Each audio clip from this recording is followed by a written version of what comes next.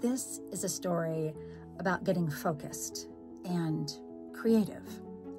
It's a handbook, if you will, a guidebook that is all about your brain and what current brain science tells us about how to relax, how to thrive, even how to work better with others.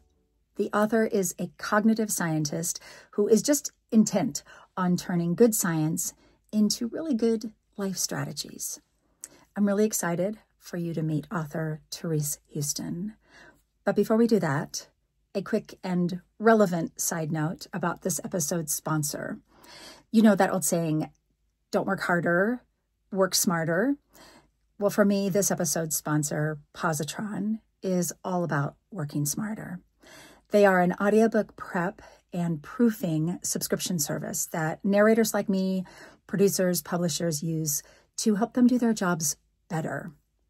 Positron saves me time on crucial quality control issues. It listens back to my audio and tells me exactly where I have made a mistake so that I can quickly correct it.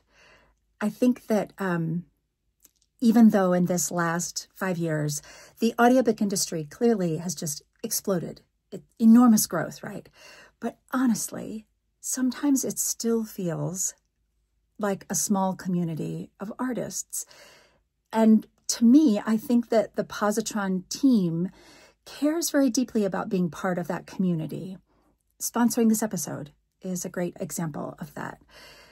And I often feel like Positron is invested in my success, helping me be better at my job. So reach out if you're interested in knowing how I use Positron, or visit them at positron.com to get a free demo. Check out what they do if you're in the audio production world. Okay, so let's get into the conversation with Therese Houston and her new book, Sharp, 14 Simple Ways to Improve Your Life with Brain Science. We're going to start by each of us talking about why we do what we do for work. I had worked with someone in the newsroom, a weatherman, actually, a classic bow tie wearing, adorable little weatherman from the 90s. And he was retired, and he kept sending me little notes about how I just wish you'd start auditioning. I think you could do audiobooks. I think you could do, and it was just, you should get into podcasting. So it was just this combination of people in my life being like, why are you doing that?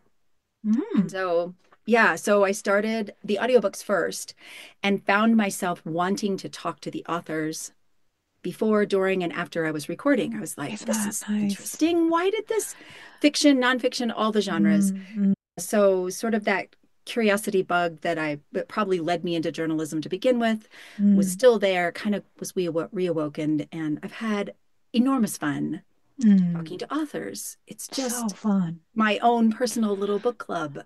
So thanks for participating. Thanks for being willing. It has, it has whatever tiny little spotlight I have, the podcast world is enormous. But I'm trying to be also just really thoughtful with how I use my voice. Where do you shine your light? How do you use your voice to amplify something? And so the projects that I choose and the episodes that I decide to feature are I'm trying to be really mindful and thoughtful. So anyway, that's enough about me. Okay, so I did want to start off by letting you talk a little bit about your expertise in this area, right? Like what qualifies you to write a book about how to improve our lives with brain science? Well, I started studying neuroscience when I was getting my PhD in psychology. So I have an MS, Master's of Science, and a PhD in cognitive psychology, which is studying cognitive psychology, is studying how attention works, how memory works, how decision-making works, and neuroscience. Wow. Yeah, so it's great stuff. But it did, when I was initially doing it, we weren't necessarily looking at the brain. But by year 2 of my program, there was enough good neuroscience on some of the topics I was interested in that I began to take neuroscience seminars. And then my first teaching was in neuroscience. So I've been doing neuroscience since the early 90s. And at that point, neuroscience wasn't very helpful. Let's just put it that way. It was basically, I make the analogy in the book that it was like the Wright brothers days of neuroscience, where we just needed to make sure it was safe enough to put someone in an MRI scanner for an Mm, extended period of time. Is that going to be too stressful? I don't know if you've ever been in an MRI, but it can be yes, claustrophobic. claustrophobia. Yeah, really claustrophobic. And so they needed to figure out how, now there are open MRIs, and so that's a possibility. Oh, But really? Wow. yeah, oh yeah. If you ever get an opportunity, do one of those because it's a Wow. completely different experience. In any case, so that's my, I guess, my pedigree in neuroscience. And then for a long time, neuroscience wasn't helpful. Like I said, it was just they were just trying to kind of get all their ducks in a row. But just in the past decade, it became really applicable to everyday people. It was useful to patients there for a while before it became useful to everyone else. But now neuroscientists are looking at really practical things like how does tea help? You're thinking, how can you get better focused? How can you improve your memory? They're asking really great questions. And so it was exciting to dig into what other researchers were doing and try to pull on the threads of the best research that's out there and turn it into really practical strategies that people can use in the middle of a busy workday. Yes, and this is, while absolutely rooted in current science, extremely conversational. Like, I Mm, think you're very good at, you are yourself, mm, not necessarily behind a lectern. mm, I think that's a really powerful way for science, for the public to be able to access the kind of science that we're talking about when you say it's brain science. And so mm, I found the book very personable. mm, You actually use personal anecdotes mm. from your own life. And I think that's a great way of making the reader, the listener, feel like they know you, that they're just in a conversation with a friend.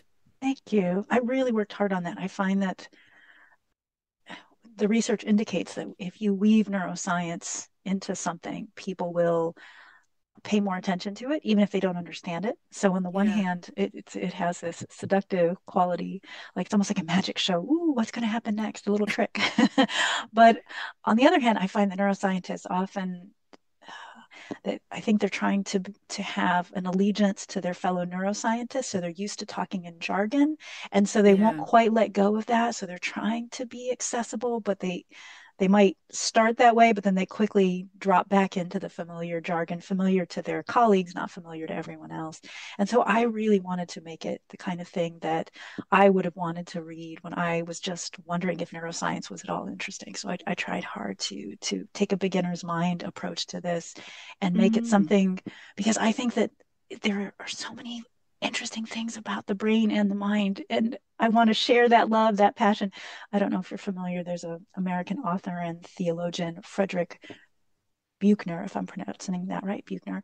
Anyway, I love the way he talks about a person's calling is the place where your deep gladness meets the world's deep hunger. Oh, Isn't that that's nice? good. Gives you Yeah. chills, right? Yeah. Yeah. Okay, And let's say that again. Wait. So your calling is where your curiosity, your your deep gladness deep meets gladness. the world's deep hunger. Yeah, We I all want, do. yeah, right. And I like that. I think you've found that in your ability to use your voice, and I'm trying to find it and helping people connect with neuroscience. Yeah, I love that. So this book in the title or in the subtitle is 14 Simple Ways.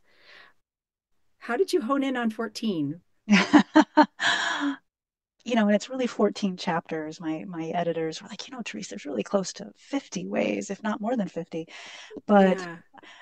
I wanted to make it 14 different topics. So, we talk about it on chapters on attention. There's two chapters on stress, one on acute Yes. stress in the moment versus chronic stress, which is ongoing.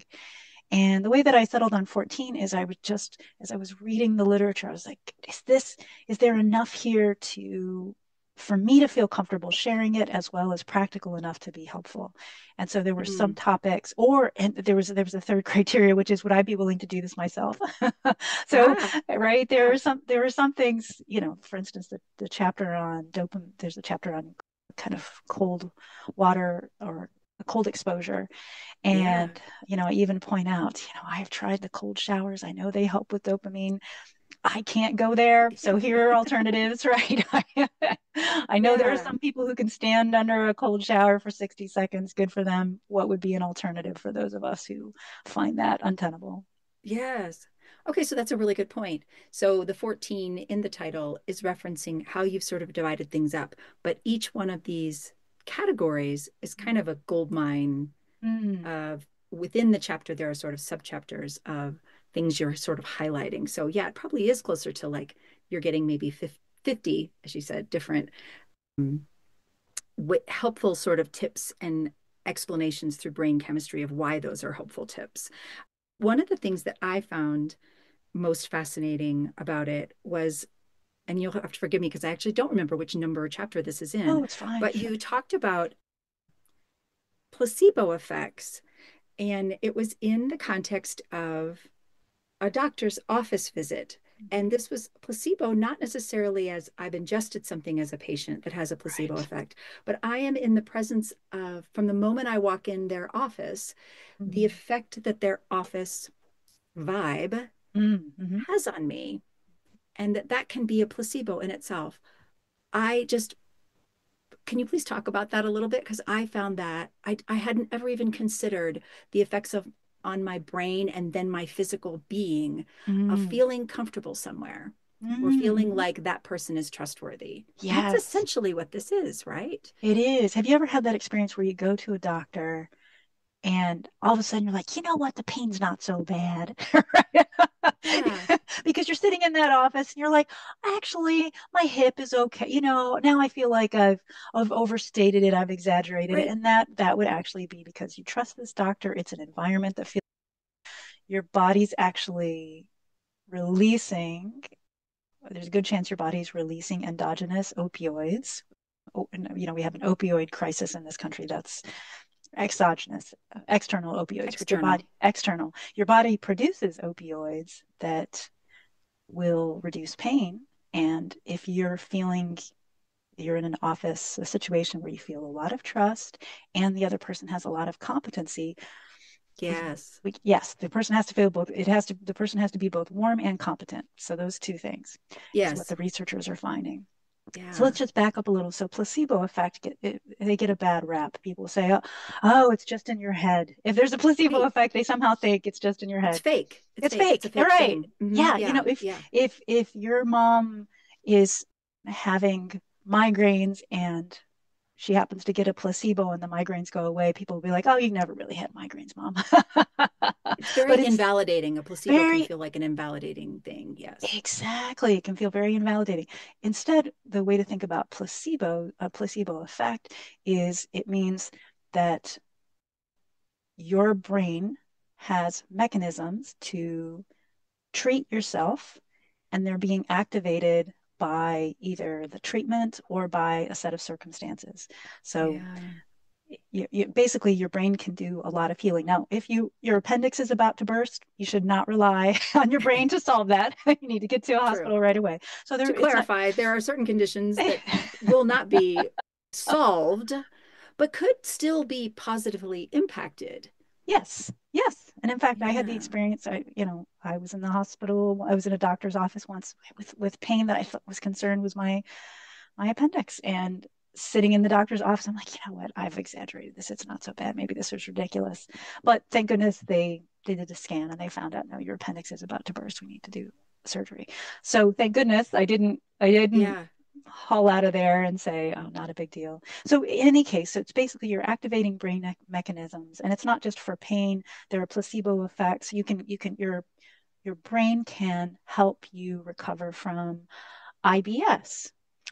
It can help Mm. you recover from an allergic reaction. There are so Mm. many things. It's not just something that hurts, but other, digestive issues, Mm. inflammation. There are a bunch of things that through brain mechanisms, your body can change the way it's reacting. You're basically tapping into your ability to heal yourself, which just to me speaks of the power of the brain and the mind and the body and how they're all connected.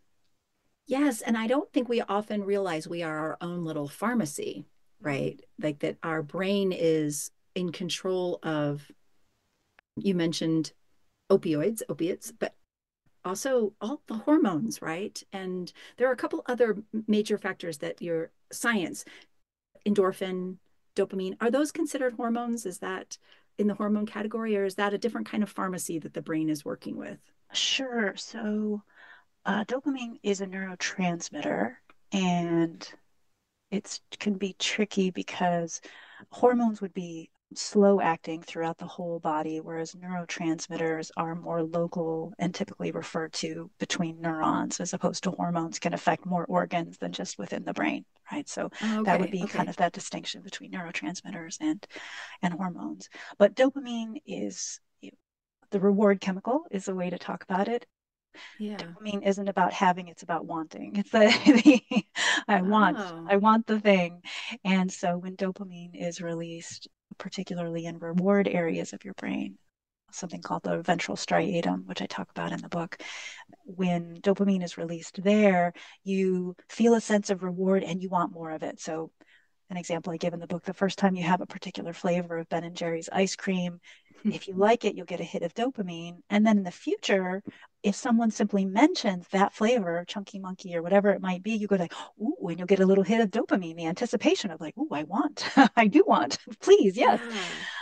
And so Yeah. that I would think be the. everybody can relate to that. That's a great example. Mhm.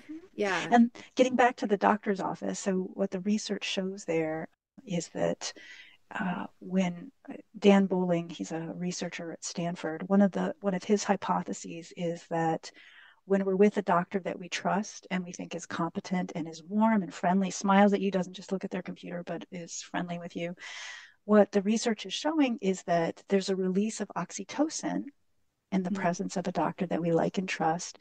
And through a chain reaction, oxytocin can lead to a release also of these endogenous opioids. And so when you're with a doctor that you like and trust and is warm, your body begins to feel better. And in fact, not just in the office, but you leave that doctor's office and whatever treatments they prescribe, each time you revisit, oh, this is the pill I'm taking from that doctor that I trust, that medication will be more effective than if it was like, yeah, I don't know, should I really be taking this medication? Right? And you look at the list of side effects, Yeah. you're like, maybe I really shouldn't be. That medication is going to be less effective from a doctor that you don't trust. That is just amazing to me. It That's is. just amazing that you, so, I mean, I think that's one of the lessons there. So if we're thinking of it as, you know, these are ways to improve your life, Yes. right? Is to seek out in medical care, especially environments from the first person that greets you. They know your name, or they definitely, you're here for this appointment, and I know what a competency level Yes. in the office. And if you don't feel that, seek something else out, right? Seek someone else out, because you could potentially amplify positive effects just by having Exactly. those feelings. I think that is just great advice, very practical. And And almost it could be like you can expand that into lots of other areas of your life, not just the doctor patient, really, right? right, because oxytocin is released, well, researchers find spending a couple of minutes interacting with your dog, playing with your dog, cuddling your dog releases oxytocin. Maybe it happens with cats too. I'm not sure cats stick around as long for everyone.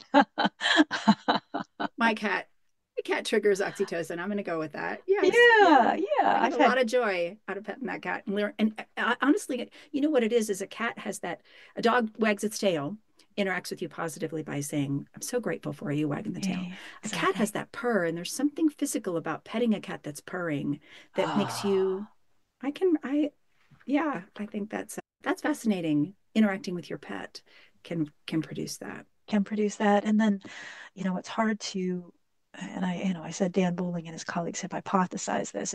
It's hard to measure oxytocin. It's hard to get biochemical markers in a brief interaction, right? If walking into a doctor's office, they can't rush in and take a quick sample of like, oh, are you releasing oxytocin? It's too complicated. But this is the hypothesis that the same thing happens when you're interacting with someone that's really close to you. They have done studies with moms and their infants Sure. that oxytocin is released in both directions, that the mom experiences as well as the infant. And the hypothesis is this is true in interactions with other people that you're close to and that make you feel good. So you get this wonderful combination, it's actually called the social pleasure pathway, where you get Oh, opioids, you get the endogenous opioids, you get dopamine, and you get oxytocin, all three of those when you're with someone that you like and trust. And so it does have nice implications for how hard isolation can be on people, as well as mm. how rewarding it can be to be with people that you can relax with and feel close and cozy with. That is an excellent point. That on the flip side of all the Mm, positive we were just talking about is that loneliness is painful. exactly. Yeah, It can make yeah. pain worse, right? Yeah, it just makes me really feel, and they find that life expectancy for people Sure, who, yeah, I've heard that too. That now they're drawing in longevity studies of people that live a really long life. They have solid relationships they have, and exactly. that's all connected. Yes, whether or not they're a widow or widower, they still have a strong sense of social ties in their community. And so, yeah, wherever you're at in life, building it takes time to build community and connections, but Yeah, that is worth it, not just for your everyday mood, but for your long-term health. I love that. So, in a completely different chapter, Sure.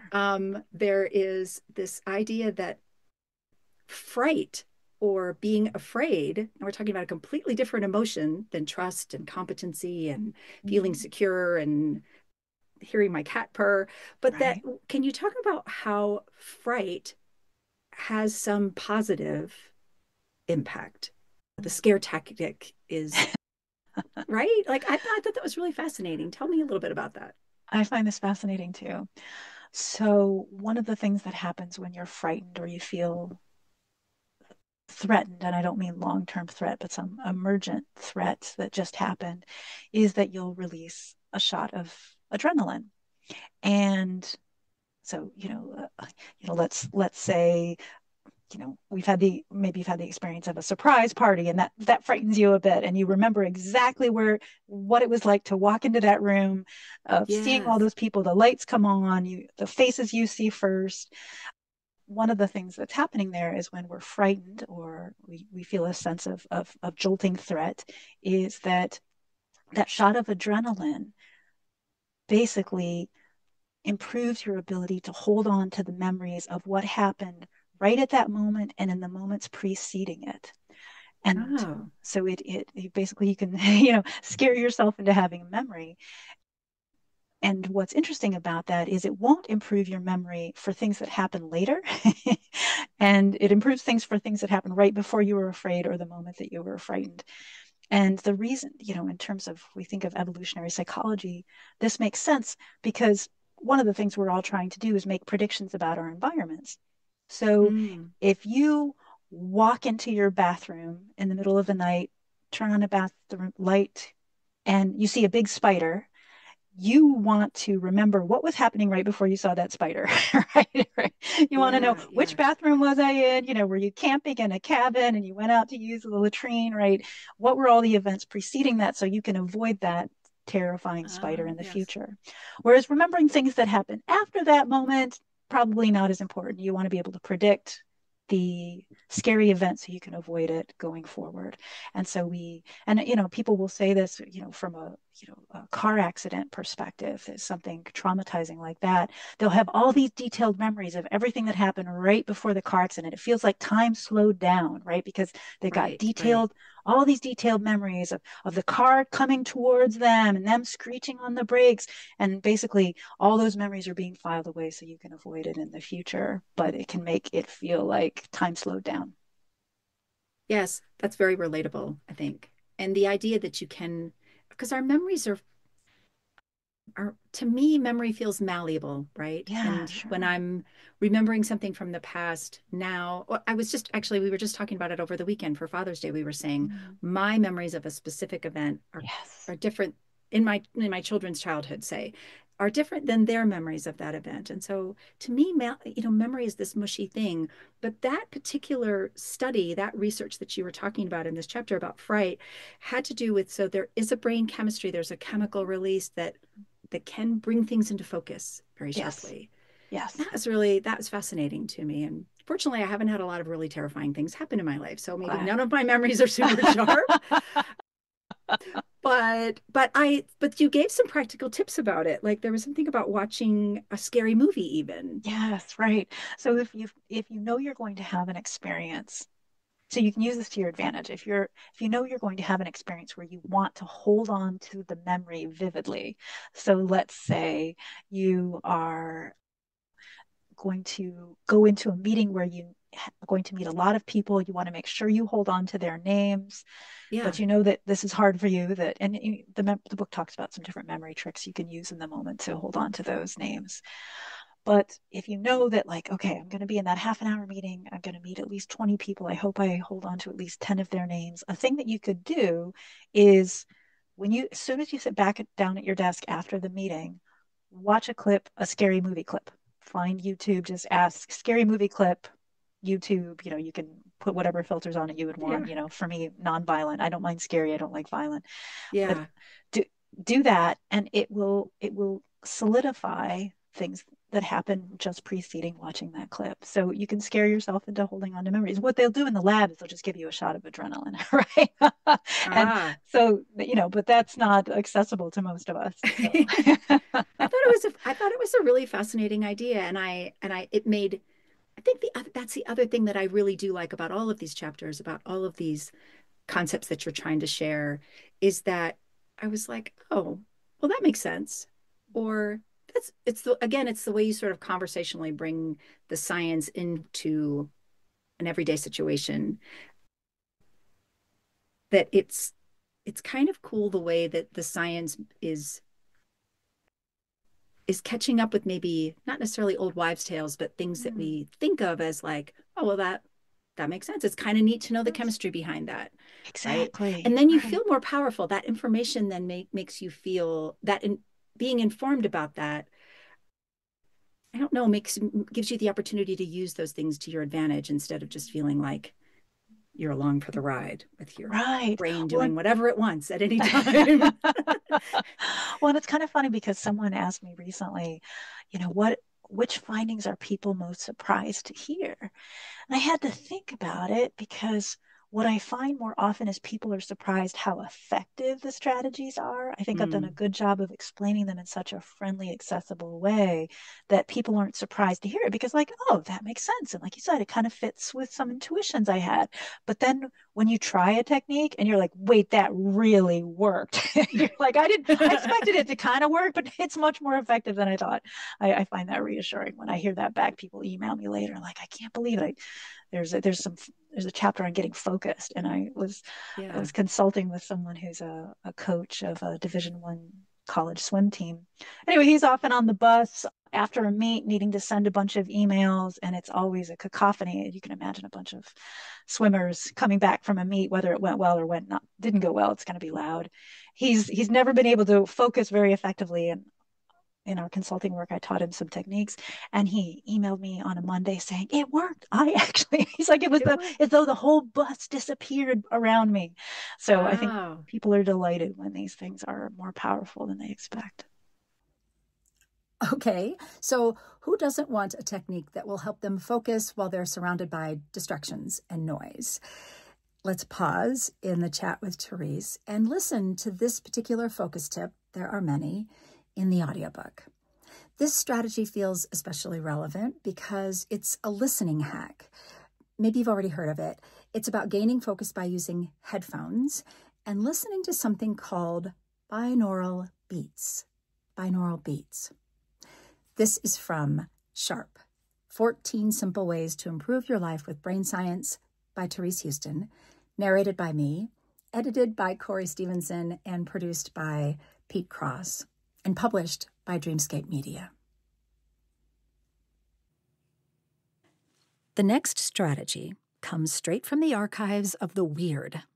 But after reading the research, I've tried it many times, and it consistently zips up my focus immediately. You're going to listen to something called binaural beats. If you're an etymology buff, you're already guessing this word refers to two sounds or two ears, binary plus aural. And in both cases, you'd be correct. Here's the idea. You put on headphones or earbuds and listen to two different tones played simultaneously. One ear hears a tone at one frequency, while your other ear listens to a sound that's at a slightly lower frequency. It might seem like it should be annoying to hear two different tones played simultaneously, but surprisingly, it's not. Your brain automatically subtracts one tone from the other, and what you actually hear is a third tone. That's the difference between the two. So, if one ear is listening to a tone at 450 hertz, and the other is listening to a tone at 410 hertz, the resulting tone is 40 hertz. 450 minus 410 equals 40. The experience? It's like listening to a steady humming noise, like a machine in the background. It's not particularly catchy or interesting, which is a good thing because you don't want it to distract you. Instead of grabbing your attention, the sound should allow you to direct your focus where you want it.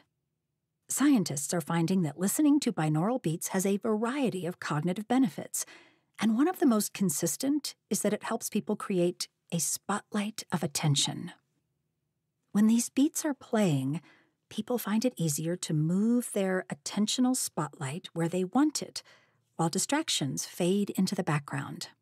So, you should be less tempted by your Amazon cart and Slack channels, and your mind shouldn't wander as much. Well, so one of the wives' tales is that laughter is good medicine. Yes. And does science hold that up? It is. It's so interesting. So first of all, it's a great medicine because there are no negative side effects. Yeah. With so many medicines, right? There's not a list of things also causes the XYZ that don't sound so good. Yeah, that's exactly. A good point. It's kind of a humorous little positive effect there.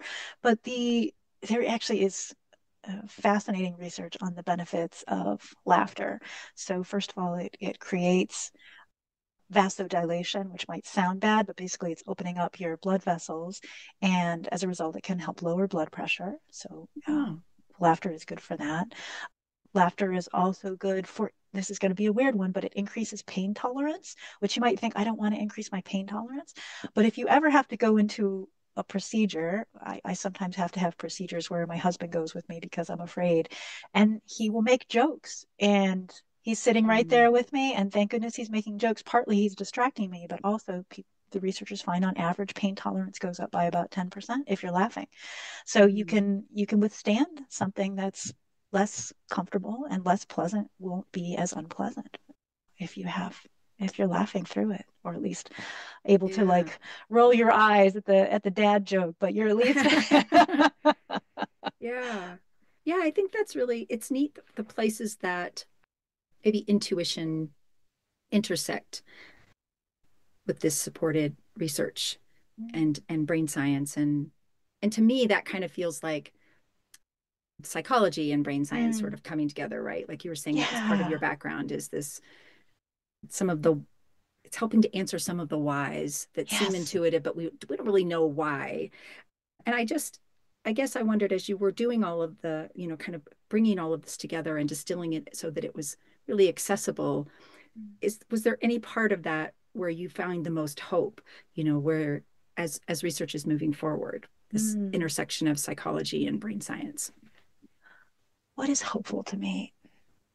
I think one of the things that is hopeful to me is that we are learning so much about the brain that is helpful and can actually help rebuild the brain. So one of the discouraging things I learned in doing research for the book, this isn't hopeful, but I'll get to the hopeful part in a moment. One of the most discouraging things I learned was that after age 40, there are two brain areas where on average we lose 5% of that gray matter every decade after age 40. So it's the Oh. prefrontal cortex right behind your forehead, and that's the hippocampus, which is deeper inside the brain. I can't point to it.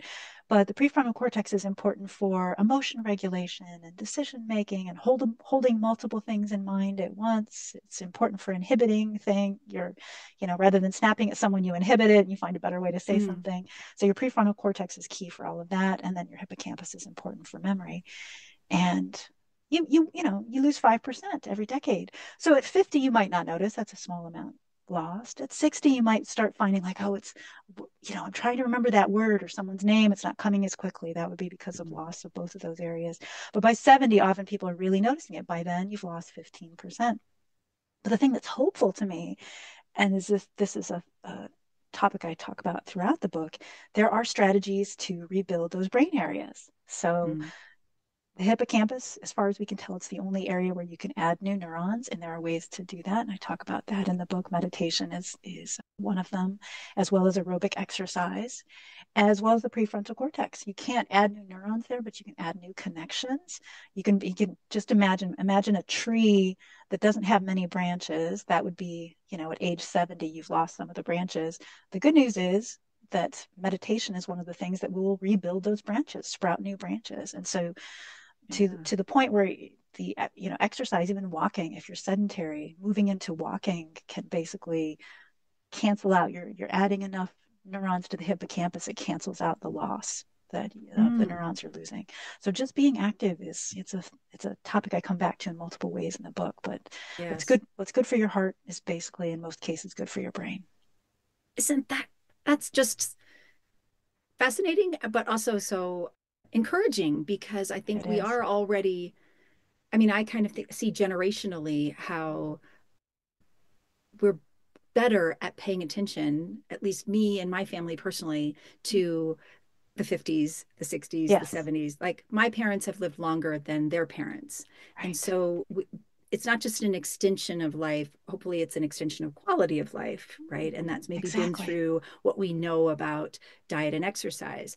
I found it really encouraging that you included things about that in in every chapter of the book, these ideas about movement and meditation, and that you reinforce it kind of every time. It's not just for focus or for memory. It's the positives are across the board, right? Exactly Yeah, right. yeah. And I think most people think of exercise as something that they do to stave off injury or to, you know, Yeah. get their blood pressure down or help with type 2 diabetes. All those things are true, but you can also build a better brain, right? Which all of, dementia, the latest statistics are that for people over 55, there's now a 42% risk of developing dementia at some point in your Wow. life. So high, right? I had no idea it was that high. But lots of tips in the book for, okay, how can you reduce that risk? And exercise is a Preventative, big one. preventative, Preventative. preventative things. Yes. Yes. And I think err on the side of, do everything within your power, right? I think Right. it's easy to feel sort of like some things are inevitable, They're not. but it They're feels good to be taking some sort of steps. Yeah, I think you do a good job of that in the book. You just mentioned meditation, and it occurred to me while you were saying that is another really big thread or theme throughout all of these chapters, really. Like you circle back to that multiple times. And I found them to be very simple tips. Can you give one or two of the simple sort of exercises in meditation that you recommend in the book?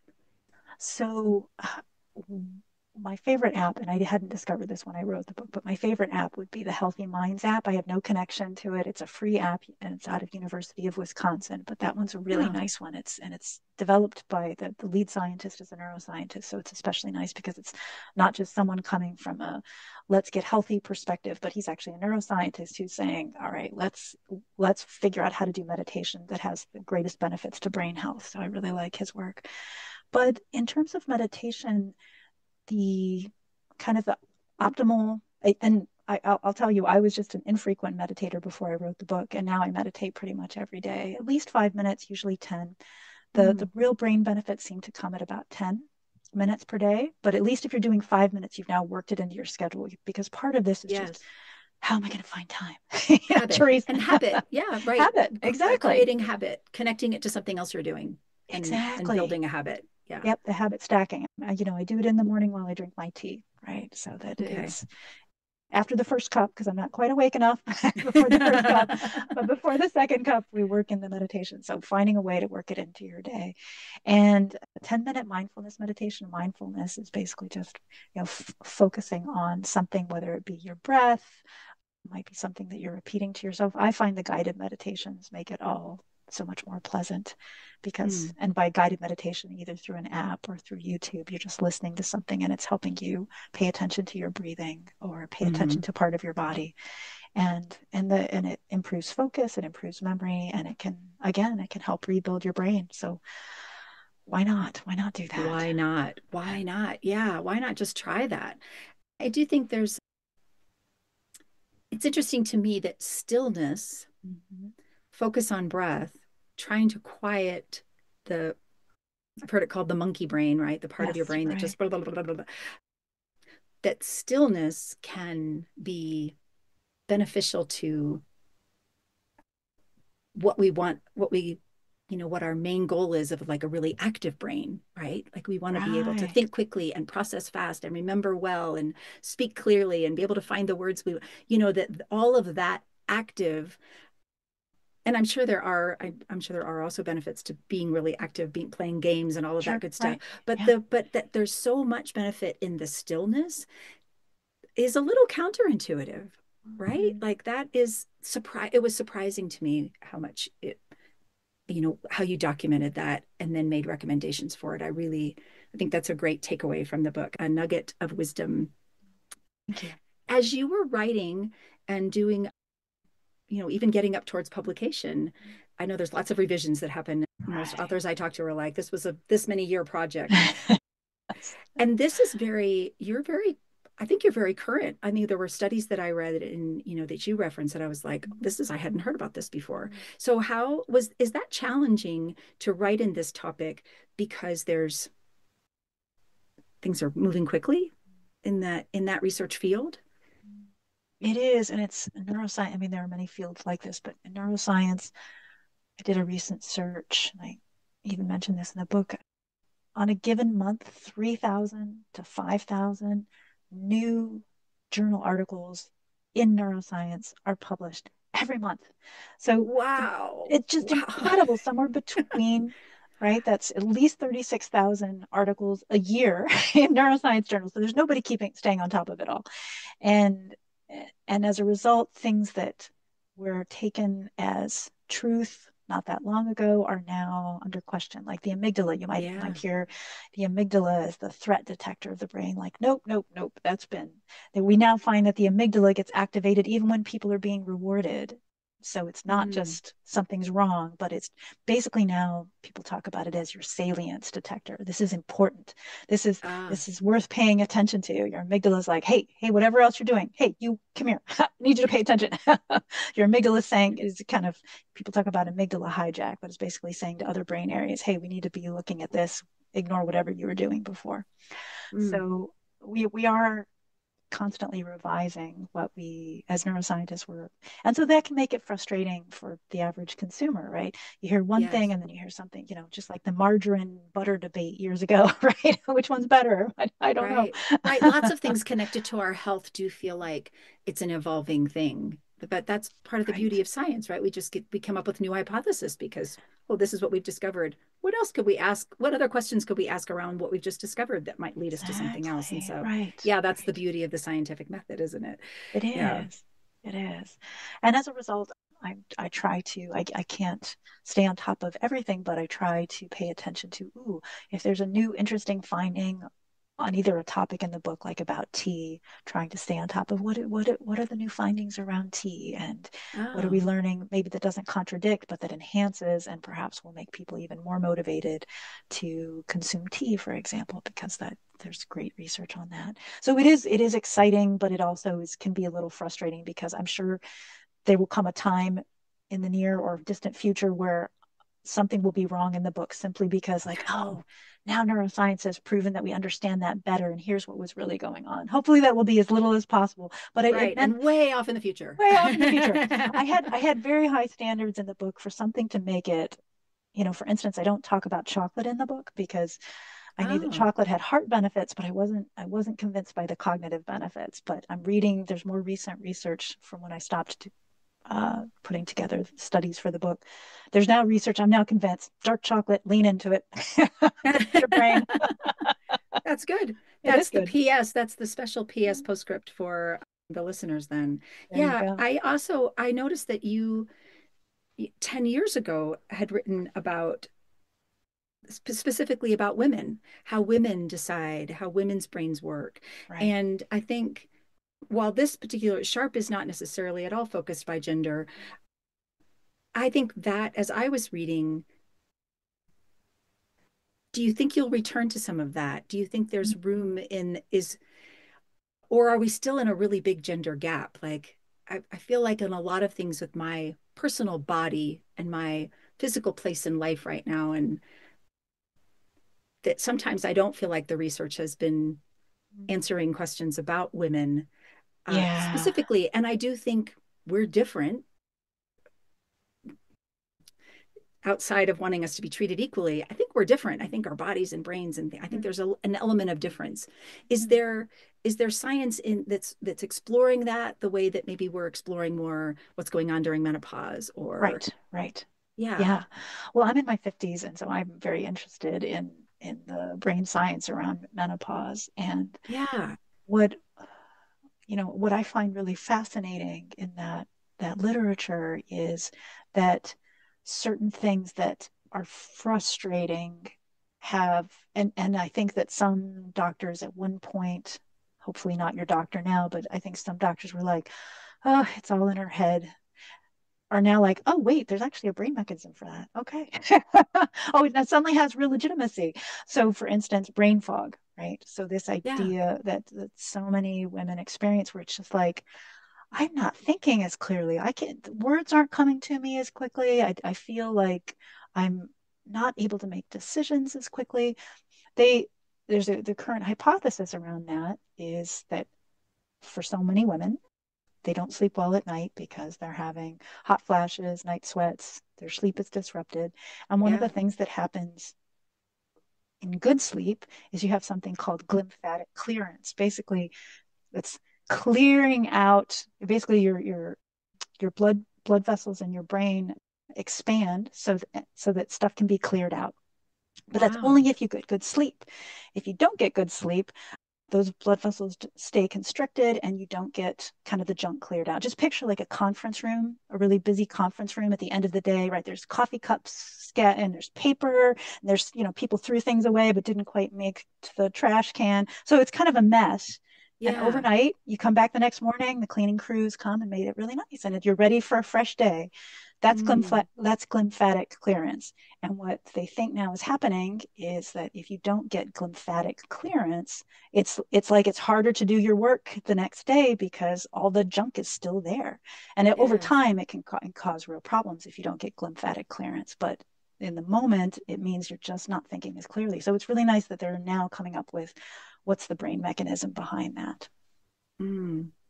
Yeah, I love that that is I feel like that's such a huge issue. And I think it is getting more attention, all of the things related to menopause, Yes. brain. But I was reading something about frozen shoulder recently, and I was like, oh my God, I Ooh. remember my mother having frozen shoulder for like years. And now that's like, oh, this sort of particular joint issue is connected Oh, to a drop in estrogen, is like, yes. so I obviously cannot quote the science that I read that in, but there were just, I think there's just more conversation around what is happening in the female body and Yes. brain. And I'm encouraged by that. And I Mhm. think this idea that in all areas that of research where there has been maybe a lack of that kind of gender focused study, it'd be encouraging if there was more, you know? I agree. I agree. It's so funny. I'm glad we're talking about this. I listen to a variety of podcasts, and I have a favorite health and fitness podcast. But it's the host is a guy, and most of his guests, unfortunately, are men.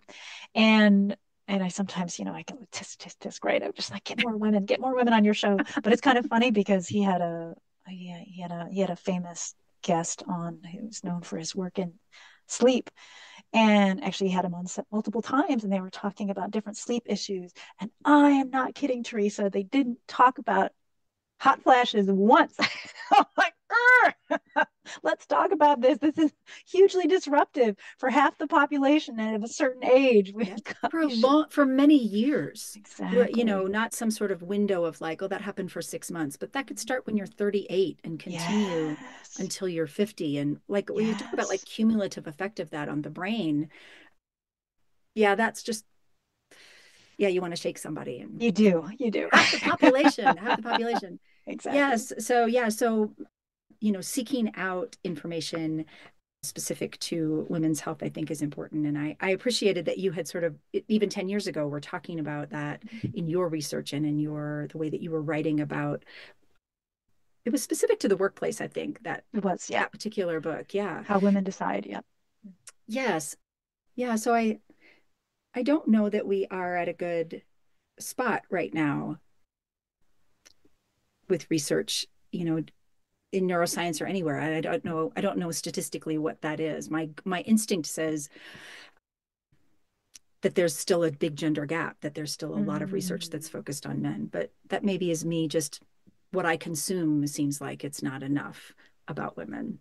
No, and I think, unfortunately, there was a requirement there for a good number of years that it was required, if you were getting federal funding, for instance, for the National Institute of Health, you had to include women in your research. And that's being changed now, where studies can, that requirement is being removed. So it frustrates me, because I think there was an improvement there for a while, where both with animal studies and with humans, that the research had to be done with women as well. But we can hope that, what's fascinating to me is the number of research studies being done in Asia, in Korea and Japan. A lot of the research that I'm finding fascinating on either menopause or on women's brain health is being done in Korea and Japan. Yeah, isn't that fascinating? They have just I don't know what the gender dynamics are there that reflect that, but increasingly that's where a lot of the great research is being done on women's health. Yes, it's a small planet after all, and it is. That research will apply to all of us as well. Exactly, right. You benefit from all of that. Yeah, I think it's just, I didn't want to dive into anything too negative, but I am discouraged by funding that's cut in the NIH, or that funding that is being forced through a different lens that, removes any kind of encouragement of gender equity, or even focusing on women, that is so unfortunate, I think, and I hope corrects in some way as the pendulum swings. Can I share a brief story? Would you mind? Yeah, of course. So, we started the conversation talking about placebo effects and the need to find a good doctor. I'll just share a humorous story. So I had a doctor for years who wasn't as competent as I would have liked.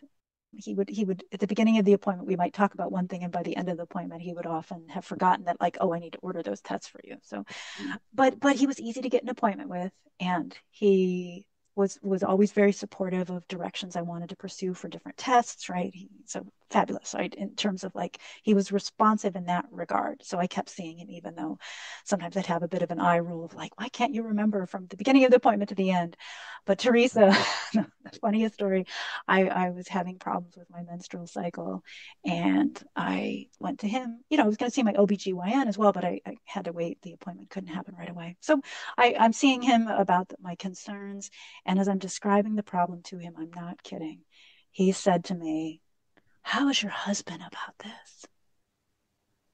And I said, "He's concerned." And he said, he's such a good guy. My husband also happened to be one of his patients. And I was just like, yes, he is. Now, Oh my God. back to my problem.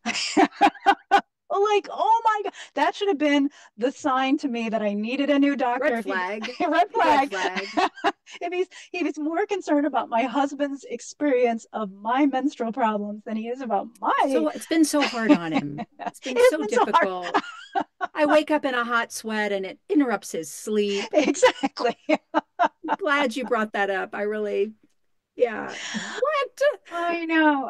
But here's what's amazing is that even though that had happened, I still kept going to him because if I needed an appointment and get needed a flu shot tomorrow, I could get in to see him, right? Yes. Right. But once I did the research on you need to have a doctor you think is competent. I was like, okay, Yes. I need a new primary care physician, and I have a new doctor that I love now. But it was Yes. writing that chapter that convinced me that the change had to happen. That's amazing. It is. Yes, I do think sometimes we also get stuck in patterns.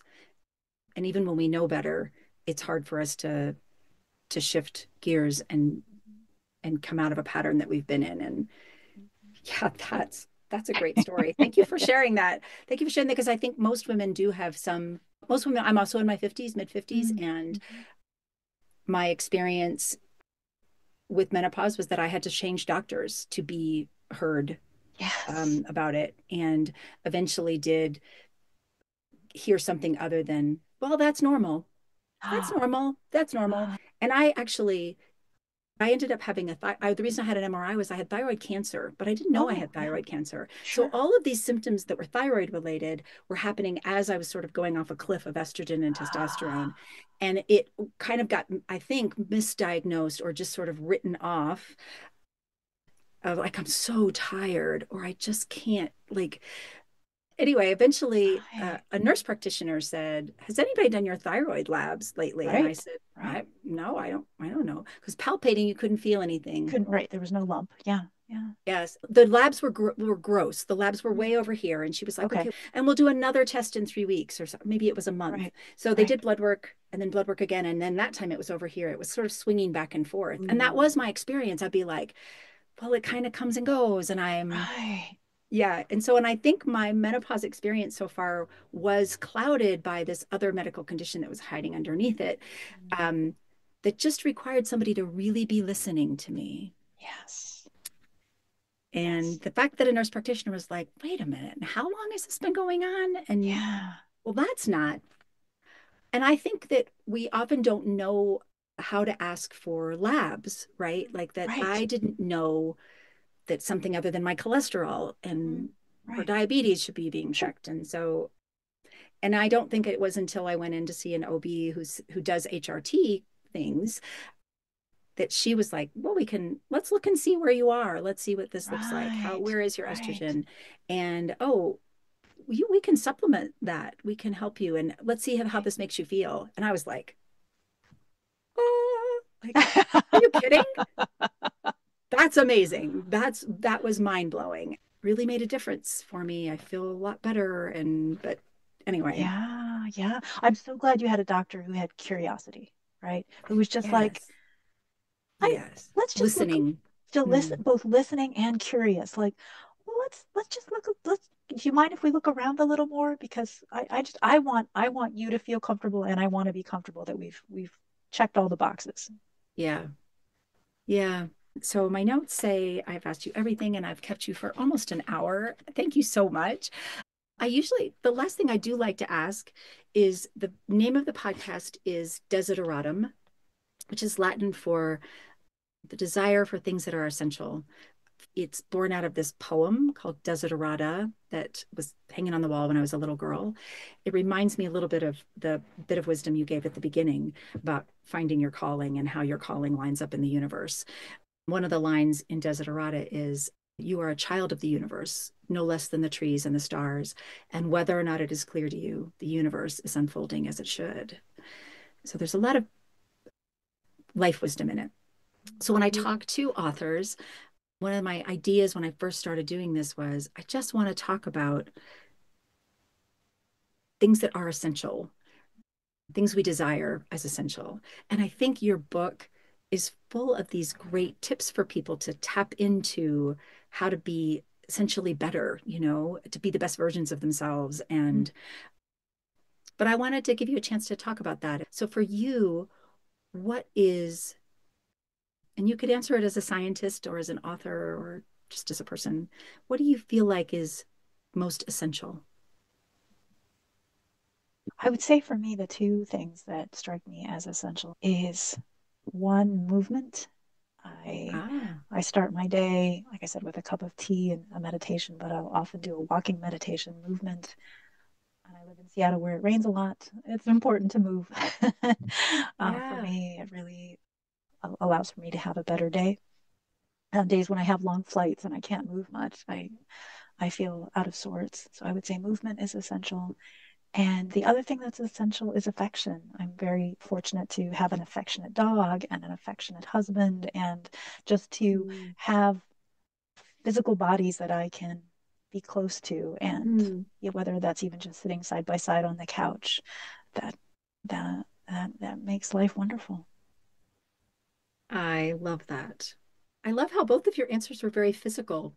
And this is a book about the brain, but I love that. That was really good. Thank you so much. And thanks for giving me an hour of your day. Was there anything I didn't ask you that you think is important to talk about, or that you want me to talk about? No, you were lovely. And okay, good. Thank you. Yeah. I'm really happy our paths crossed. I'm really glad I was involved in this project. It was great. It was perfect timing, and it was so nice of Pete to even reach out and consider me for it. So I felt really lucky to be part of it. Kind of funny because I think there were 5 auditions that I got sent at least. And yours was the clear standout. And it was cute because you were Pete's preference as well. Oh, wow. That's really nice. That's really nice to hear, actually. Yeah. That's a nice compliment. Because he's a talented, he's very talented himself. And so it's good. And I respect him a lot in the industry. It's an ever-changing and evolving sort of business. And so it's always nice to be aligned with people that also care really deeply about what they're doing, I hear you. Yeah. Well, thank you. So it's great to meet you in person. Thank you. Likewise. Thank you, Teresa. Thanks for holding such a wonderful conversation. I hope that you enjoyed getting to know Therese Houston as much as I did. And I hope that you can't wait to access the rest of the audiobook, all of these practical and specific techniques that she gives in Sharp, 14 Ways to Improve Your Life with Brain Science. I'm going to put a link to the audiobook on Libro.fm in the show notes and on my website. When you purchase your audiobooks with Libro.fm, you can choose a local to you bookstore to support with every purchase. And when you use my affiliate link, you also support this podcast. Another thank you to this episode's sponsor, the audio prepping and proofing software subscription service, Positron. I use Positron on every single audiobook project I do.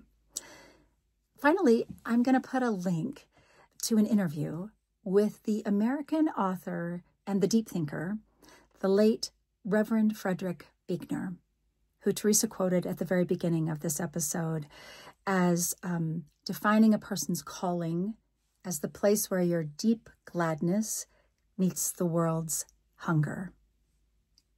The enlightening profile and interview that I found with Buechner was produced by PBS in Vermont in 2006. The public broadcasting system has been feeding my curiosity and helping me find answers and inspiration for as long as I can remember. I hope that, like me, you will find ways to support PBS and NPR at your local level. As always, thanks for being here, and thanks for listening.